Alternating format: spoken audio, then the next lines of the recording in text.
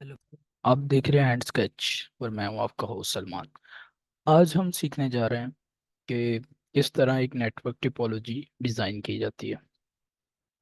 तो last time हमने देखा था कि नेटवर्क टोपोलॉजी को बनाने के लिए हमने कुछ सॉफ्टवेयर सिमुलेशन सॉफ्टवेयर का देखा था, जिसमें सिस्को पैकेट ट्रेसर जो कि एक बिग ब्रांड है नेटवर्किंग की फील्ड में, क्लाउड कंप्यूटिंग की और नेटवर्क आर्किटेक्चर डेवलपमेंट की फील्ड में।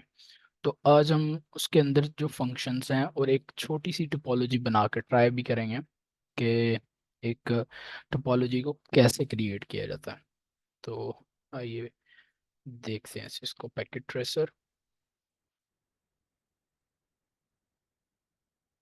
सो इसकी ओपनिंग कुछ इस तरह की है और ये इसका रहा इंटरफेस।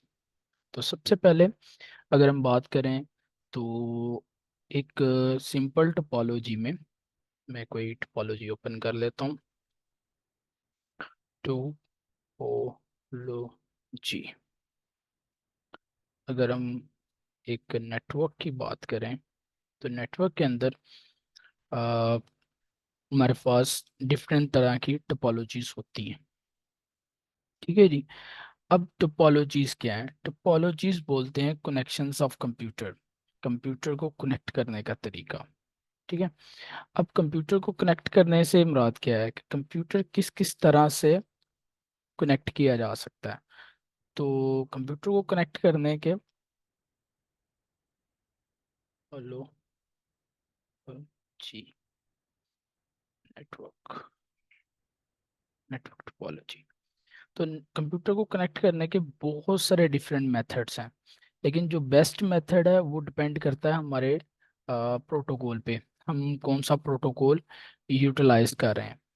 तो अगर हम बात करें इसकी टाइप्स की, मैं आपको, क्योंकि इसमें बहुत सारी चीज़ें हैं, नेटवर्क टीपीओलॉजी और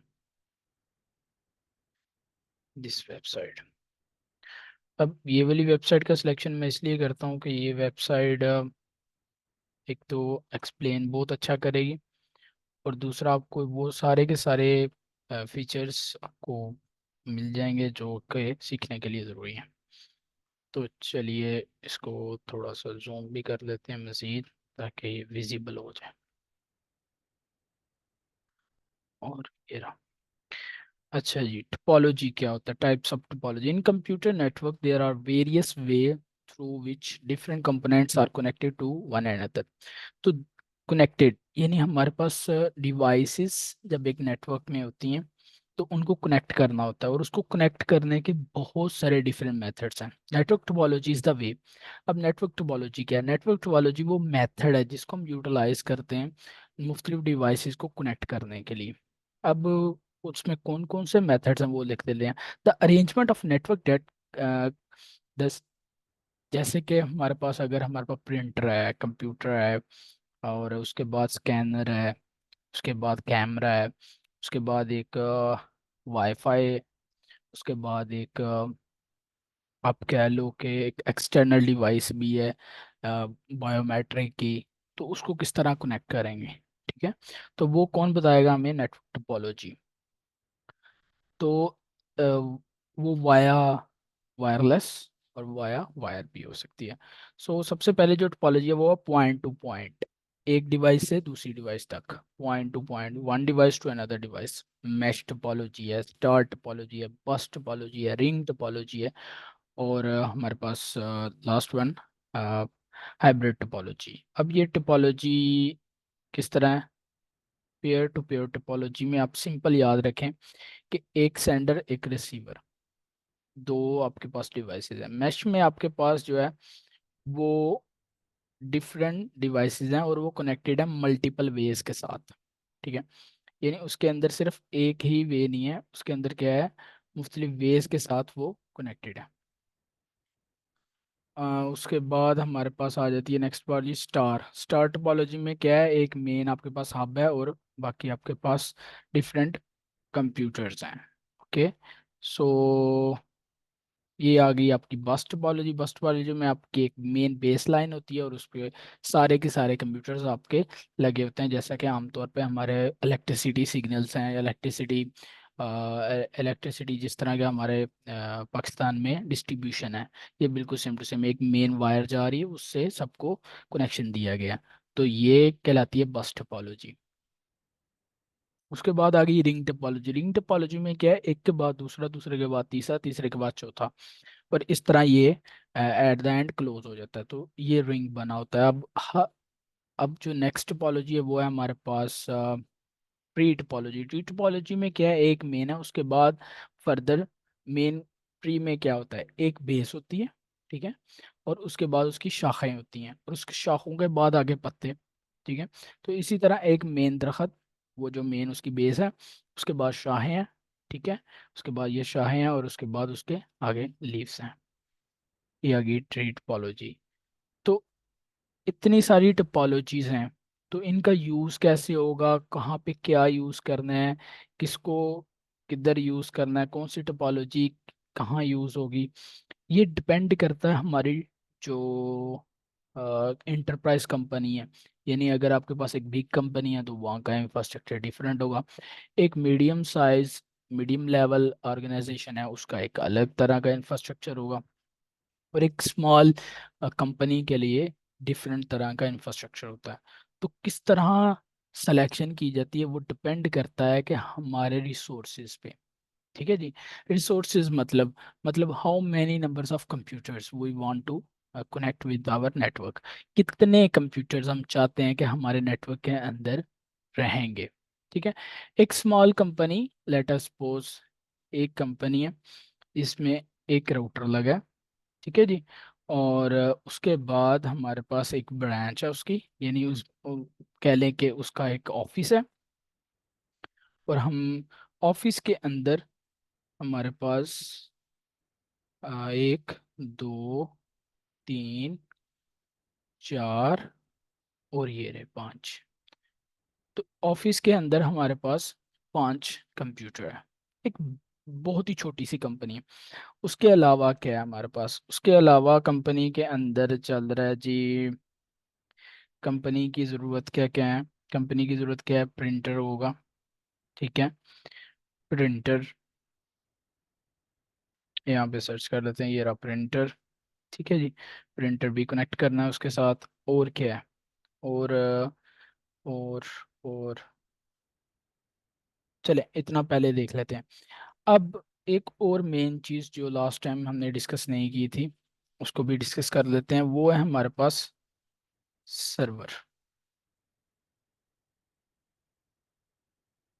सो what is server?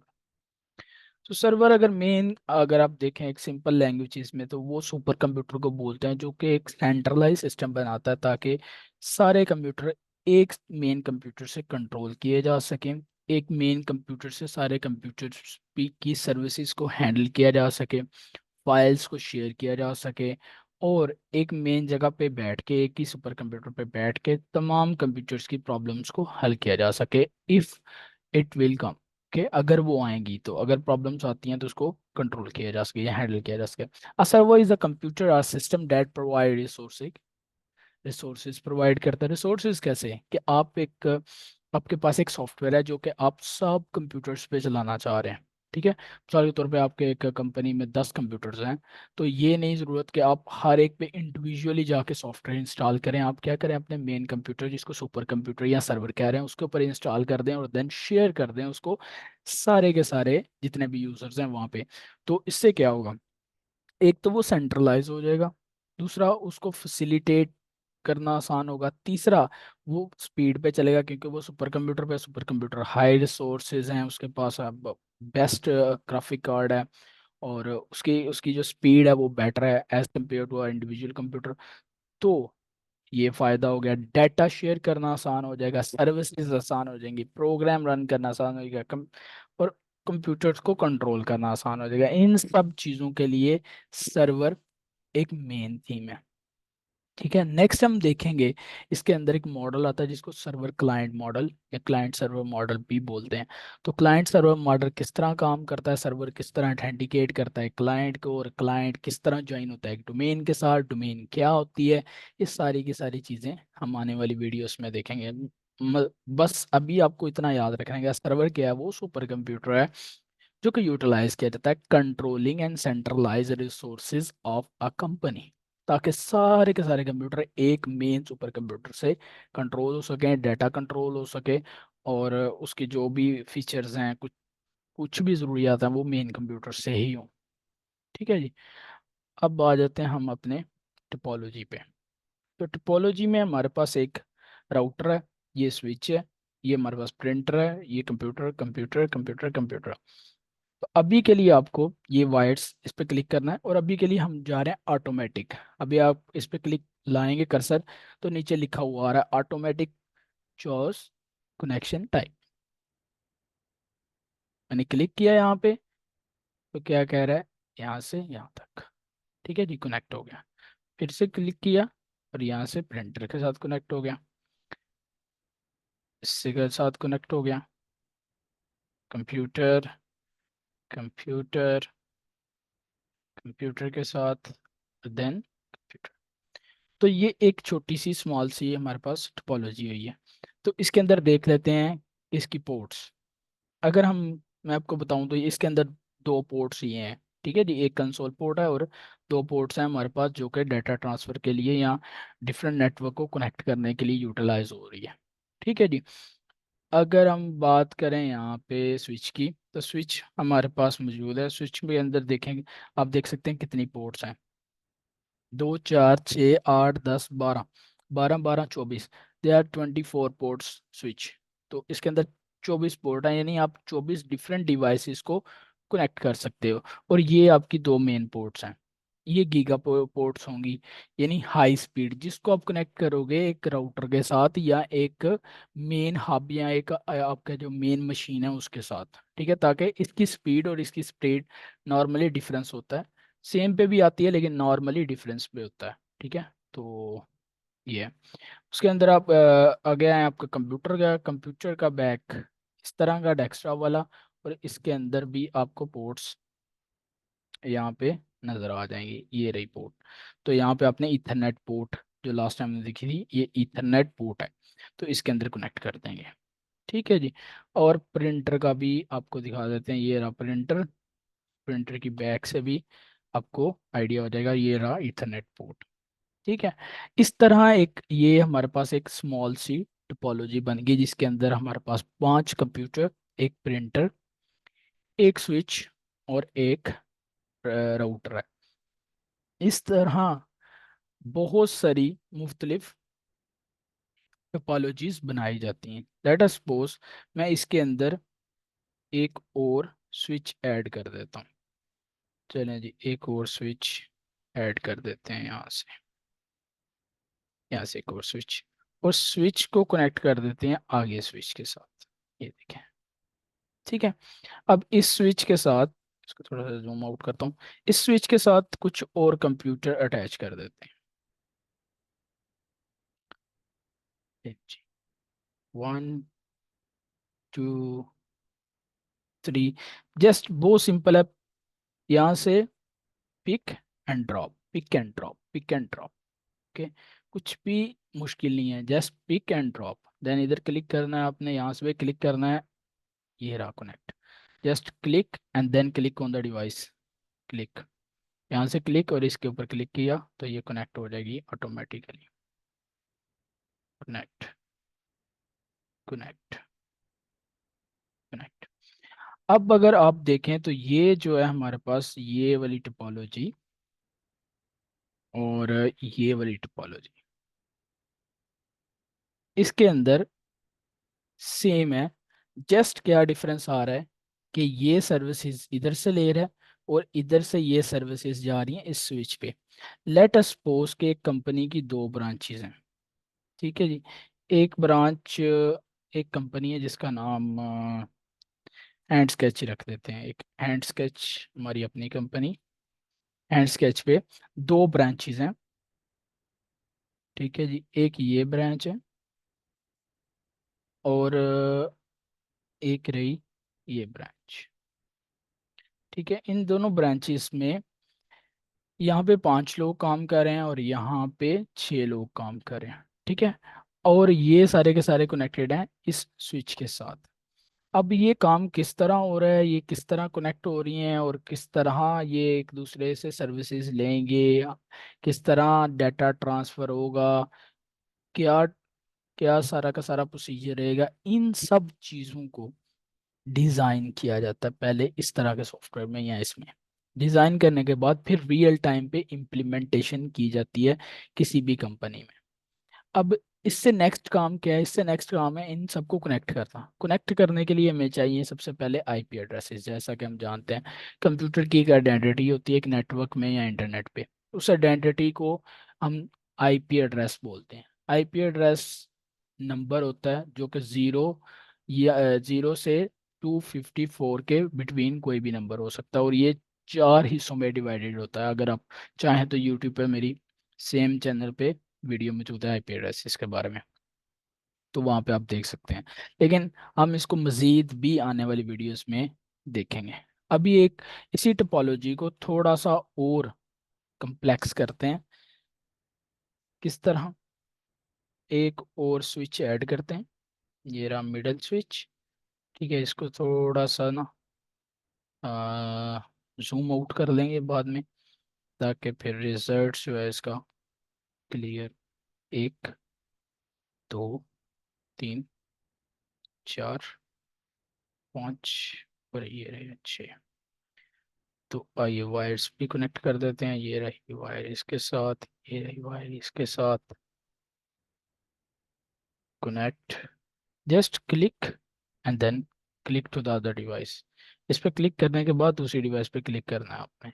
Click and other device. अब इसको क्लिक करके इस डिवाइस के साथ जोड़ दिया। ठीक है जी।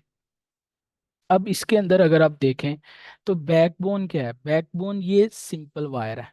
ये जो मेन वायर है इसके जरिए अगर किसी वजह से ये वायर डाउन हो जाती है, ये वायर ख़राब हो जाती है, तो ये पूरा का पूरा नेटवर्क काम नहीं करेगा। ठीक है। तो इस तरह हर एक जो नेटवर्क टोपोलॉजी है उसके अपने बेनिफिट्स भी हैं और उसके अपने ड्रॉबैक्स भी हैं। ठीक है।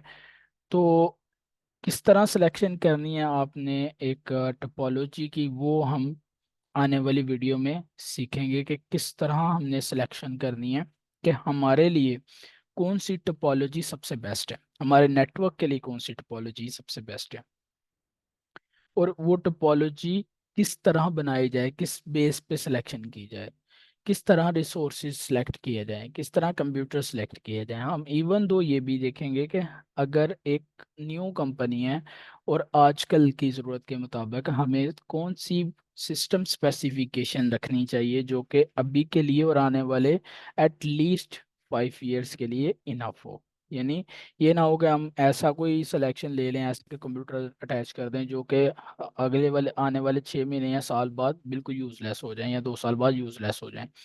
फिर बहुत मुश्किल होगा कि हम सारा का सारा डाटा किसी न्यू कंप्यूटर में उस सब के लिए ट्रांसफ़र करें, सबको नया कंप्यूटर दें, लैपटॉप दें और उसमें कन्वर्ट करें।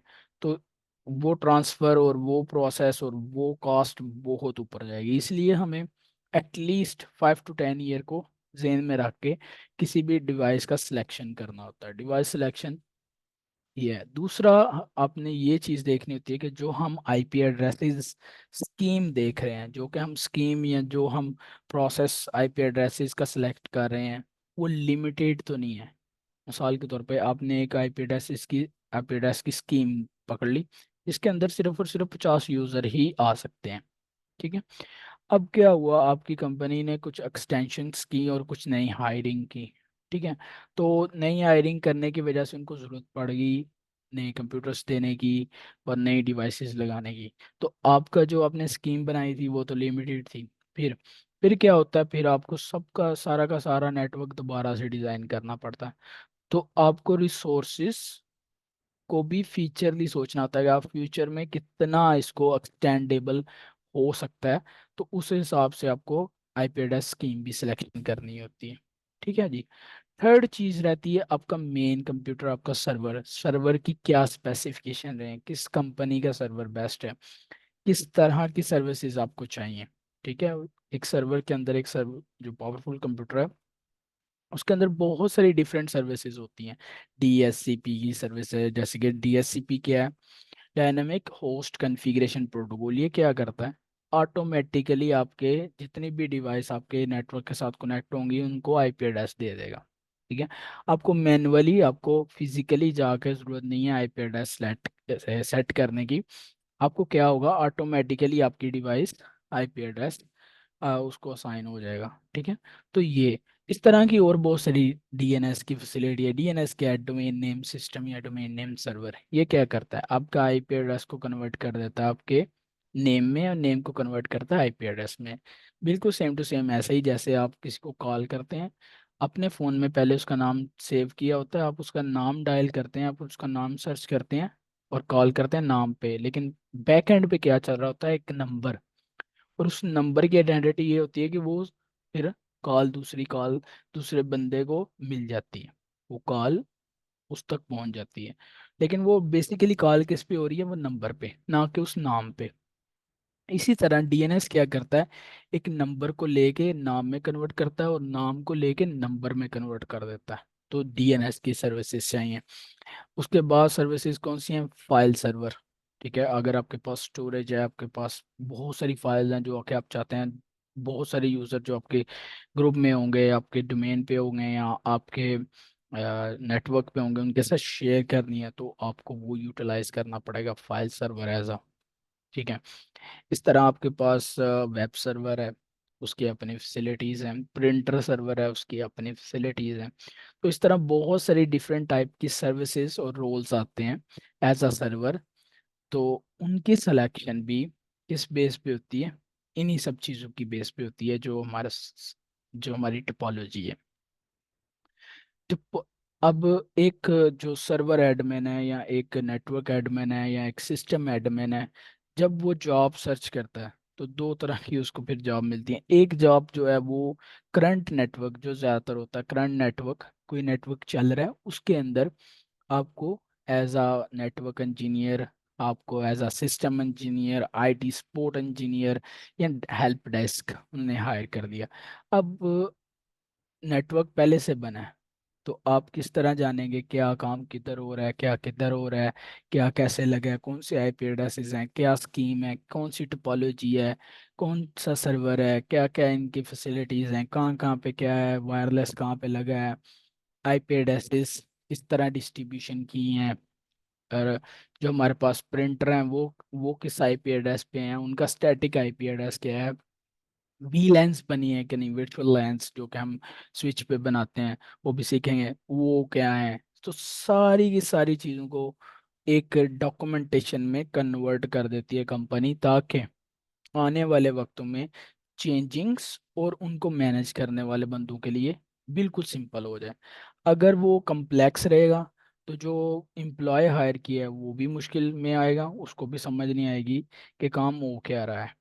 ठीक है, और वो उसको मैनेज करना भी कह लें कि नामुमकिन वाली बात है, बहुत मुश्किल है, और बहुत टाइम अगर लेगा तो फिर वो उसको समझ पाएगा। तो वो 2 3 4 वीक लग जाएंगे उसको सारी टोपोलॉजी को समझने में, किधर कौन सी डिवाइस लगी, किधर कौन सा आईपी एड्रेस है, किधर क्या है, किधर क्या है। तो कंपनीज क्या करती हैं, इस तरह अपनी टोपोलॉजी डिज़ाइन करके रखती हैं, बनाने से पहले भी और बनाने के बाद भी, ताकि जब भी कभी कोई नया यूज़र आए या नया हैंडलर आए या कोई चेंजिंग्स करनी हो, तो वो उस टोपोलॉजी को देख के, उस टोपोलॉजी को देख के, उस पैकेट ट्रेसर को देख के या उस पैकेट ट्रेसर फाइल को देख के आसानी से समझ जाएं कि कौन कौन सी डिवाइस किधर लगी है और उसको किस तरह हैंडल करना है। तो ये हमारे पास एक टोपोलॉजी है।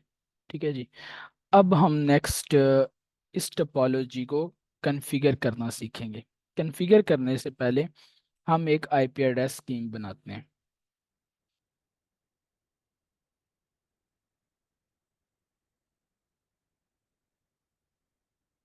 जैसा कि हमें पता है कि हमारे पास 3 ऐसे नेटवर्क होते हैं जो कि क्या है, private network, private IP network. तो 3 हमारे पास private IP address, IP address networks हैं, ठीक है। एक है 10, एक है 192.168 और एक है 172.16। थोड़ा सा इसके बारे में पढ़ लेते हैं। Private IP address, I am not sure why कि ये इसको उर्दू इसको About English 348,000 results. So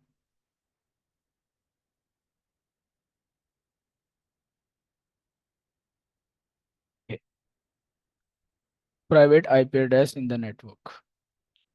private IP address क्या होता है? Private IP address play a vital role in computer network.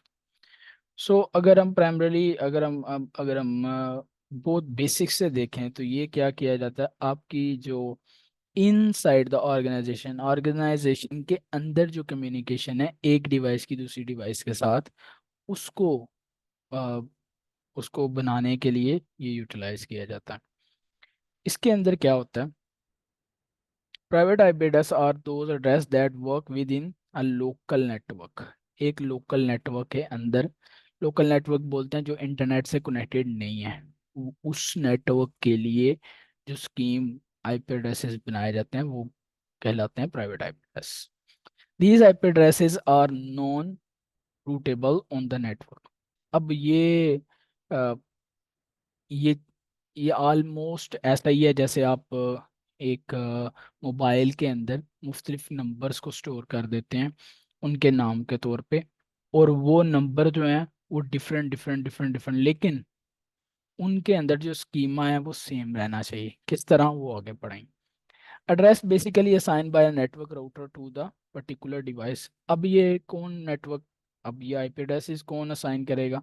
ये असाइन करेगा राउटर, ठीक है, एक नेटवर्क के अंदर। The unique private IP address is provided to every device. अब कोई भी आईपी एड्रेस दूसरे आईपी एड्रेस से मैच नहीं होगा, ये यूनिक रहेगा। यूनिक मीन एक आईपी एड्रेस कभी भी रिपीट नहीं होगा। To every device which one is the same network, एक नेटवर्क के अंदर वो रिपीट नहीं हो सकता। अब डिवाइस कम्युनिकेशन करती हैं फिर उस विदाउट, अगर आपके पास आईपी एड्रेस है ही नहीं तो वो ना तो आपस में कम्युनिकेशन कर सकते हैं और ना ही इंटरनेट पे कम्युनिकेशन कर सकते हैं। In this way private IP, अब क्या किया जाता है फिर, एक प्राइवेट जब सबको आईपी एड्रेसेस डिस्ट्रीब्यूशन हो गई, फिर उस आपकी जो राउटर है, लेट अस सपोज ये जैसे कि हमारे पास टोपोलॉजी थी, ये टोपोलॉजी जब बन गई ये प्राइवेटली एक नेटवर्क बन गया हमारे पास, ठीक है। अब ये नेटवर्क क्या कर पा रहा है? लेट अस सपोज कि ये आपस में कम्युनिकेशन, ये कंप्यूटर इस कंप्यूटर के साथ, ठीक है, और ये कंप्यूटर इस कंप्यूटर के साथ बात कर पा रहा है, और ये सारे के सारे कंप्यूटर एक दूसरे के साथ फाइल्स शेयर कर पा रहे हैं, ये वो। तो नेक्स्ट जो काम है वो इस सारे के सारे कंप्यूटर्स को इंटरनेट देना है। तो इंटरनेट देने के लिए हम सबको इंटरनेट अलग अलग से नहीं देंगे, हम इंटरनेट प्रोवाइड कर देंगे इस राउटर को, और इस राउटर से ये फैसिलिटी सबके सब कंप्यूटर्स को और स्विचेस को चली जाएगी। तो इस तरह आपके पास एक मेन आपकी राउटर आ गया, उसके आगे आईएसपी, इंटरनेट सर्विस प्रोवाइडर का मॉडम, और वो आपके राउटर में, और राउटर से आपके देन स्विचेस में। तो इस तरह एक कम्युनिकेशन जो चैनल है वो क्रिएट होता है, और यहाँ पे रहता है ये private IP addresses inside the organisation local area network, ठीक है। अब जो प्राइवेट एरिया नेटवर्क है, जो जो कि बाहर है, जो कि आईएसपी है, जो इंटरनेट है, उसको बोलते हैं प्राइवेट एरिया नेटवर्क।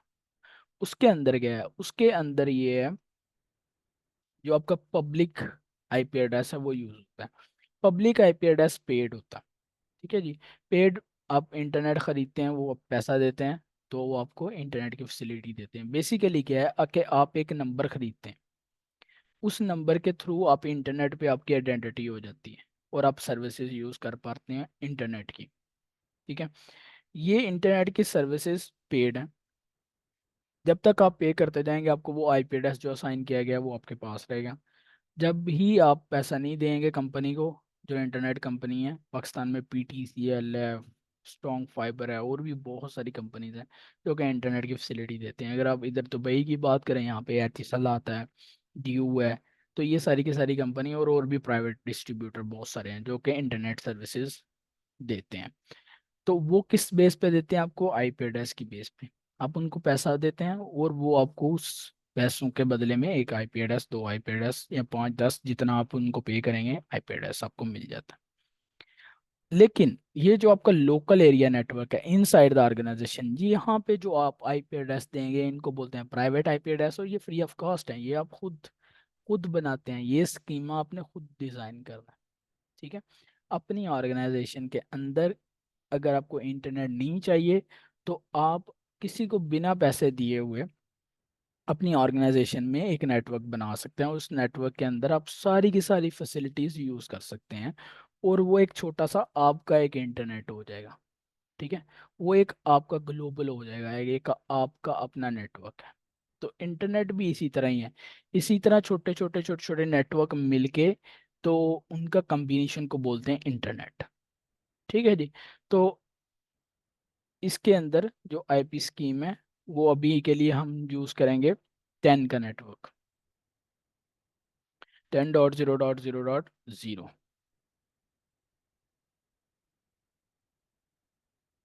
और इसका सबनेट मास क्लास की बेस पे दिया जाता है, और नंबर ऑफ क्लाइंट की बेस पे। तो इनको मजीद आने वाली वीडियोस में देखेंगे। अभी के लिए जस्ट जेन में रखें कि ये हमारे पास आईपी एड्रेस है, आईपी एड्रेस, और ये कौन सा आईपी एड्रेस है? Private IP address. और ये क्या है? सबनेट,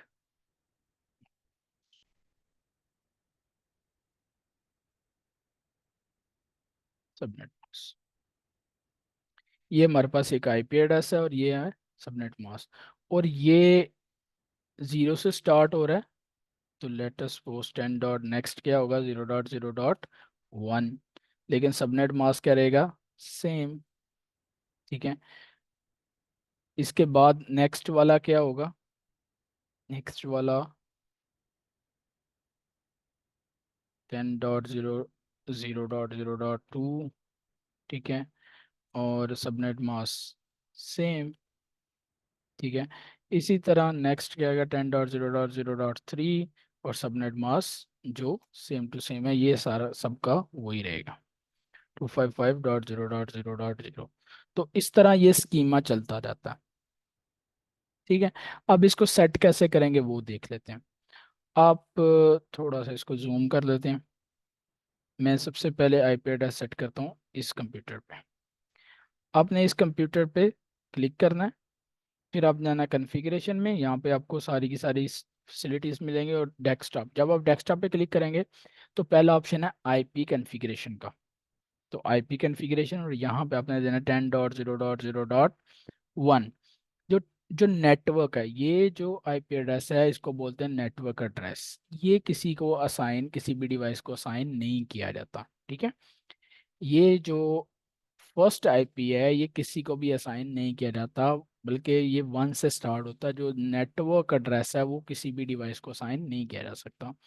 तो इसी तरह हमने ये कर दिया, और ये देखें ऑटोमेटिकली इसने 255.0.0.0 दे दिए। इसी तरह नेक्स्ट आते हैं यहाँ पे, और डेस्कटॉप, और यहाँ पे करते हैं 10.0.0.2। और सबनेट मास्क। यहाँ पे आते हैं डेस्कटॉप, और यहाँ पे 10.0.0.3। And subnet mask. अब टैब दबाएंगे, ऑटोमेटिकली सबनेट मास्क आ जाएगा। Desktop 10.0.0.4, subnet mask. Desktop 10.0.0.5, subnet mask. ठीक है जी। Desktop 10.0.0.6, subnet mask. Desktop 10.0.0.7, subnet mask.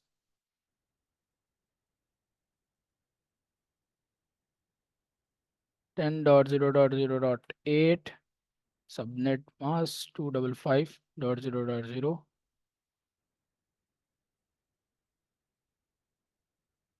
10.0.0.9 subnet mask desktop. 10.0.0.10 subnet mask.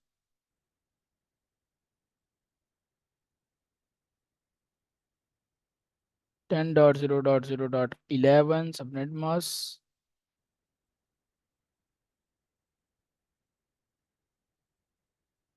अब यहाँ पे बस ख्याल ये रखना है कि कहीं पे भी सेम आईपी एड्रेस ना हो। अगर आप देंगे तो ये खुद भी बता देगा कि ये पहले से असाइन है, जैसे कि 11 पहले से असाइन है, तो ये क्या कह रहा है, this address is already use in the network. ठीक है, तो 12, तो ये एरर है, यानी ये आईपी एड्रेस वैलिड नहीं है। 10.0.0.12। ओके, ये रहा। 10.0.0.13 और ये रहा 13। उसके बाद यहाँ पे 10.0.0.14। ओके, डेस्कटॉप 10.0.0.15 सबनेट मास्क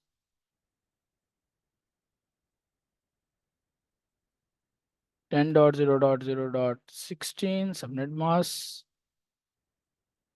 और ये रहा हमारा last IP address 10.0.0.17 subnet mask. ठीक है, तो अभी हमने सब पे आईपी एड्रेसेस सेट कर दी, समझ आ गया। अब इसको किस तरह स्कीमा किस तरह बनाएंगे, अब स्कीमा देख लेते हैं। अब यहाँ पे आए, आप टेबल बना लें। ठीक है, टेबल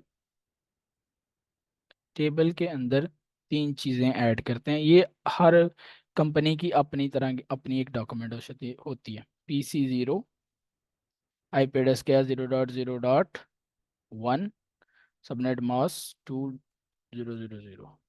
ओके, तो इस तरह अब इसको मैं क्या करता हूँ, कट कर लेता हूँ और पेस्ट कर देता हूँ यहाँ पे।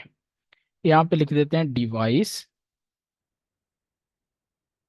यहाँ पता चलेगा डिवाइस, यहाँ पे लिख दिया आईपी एड्रेस है ये, और यहाँ पे क्या है, सब। ठीक है, अब इसी को रिपीट किया जा सकता है, बस चेंज क्या होगा, ये देखें, PC1 की जगह PC2, PC2, PC3, PC4, PC5, PC6। अब PC0 इसलिए क्या है कि कंप्यूटर में PC जो डिजिट्स हैं हमारे 0 से शुरू होते हैं, इसलिए यहाँ पे एपेडस 2, 3, 4, 5, 6, 7, और सबनेट मास्क सबका सेम टू सेम रहेगा। ठीक है जी, इसके अंदर थोड़ा सा कलर चेंज कर देते हैं, और ये आपका, तो यूं इस तरह डॉक्यूमेंटेशन बनाई जाती है। अब आखिरी चीज़ देख लेते हैं, वो ये है कि क्या हमारा जो कंप्यूटर है वो एक कंप्यूटर दूसरे कंप्यूटर से बात कर पा रहा है कि नहीं। तो इधर आएंगे, ये मैंने डिवाइस ओपन की, यहाँ से अभी आपने कमांड प्रॉम्प्ट ओपन करना है, और यहाँ पे ये इसका आईपी एड्रेस क्या है पहले जानते हैं। उसका आईपी, अपने आईपी एड्रेस जानने के लिए आईपी कन्फिग कमांड क्या है, आईपी कन्फिग, यहाँ पे मैं लिखता हूँ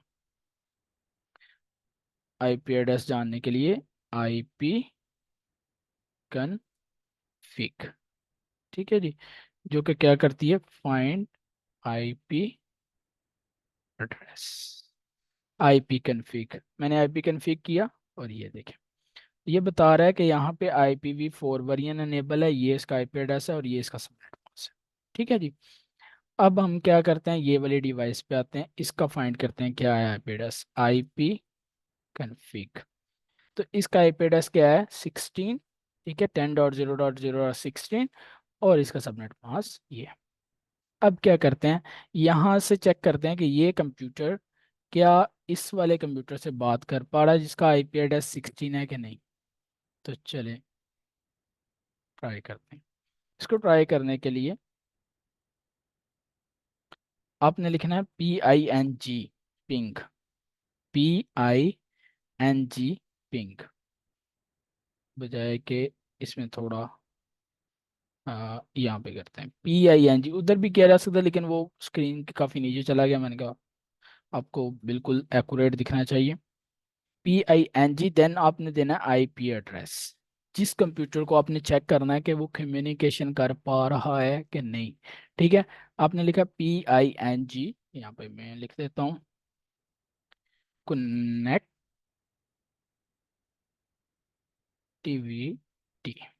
ठीक है जी, स्पेलिंग्स कनेक्टिविटी के, कनेक्टिविटी चेक करने के लिए आपकी कमांड क्या है? PING, पिंग, और देन आपने क्या देना है? IP address. ठीक है, जहाँ पे एग्जांपल क्या है? पिंग 10.0.0.16। ठीक है,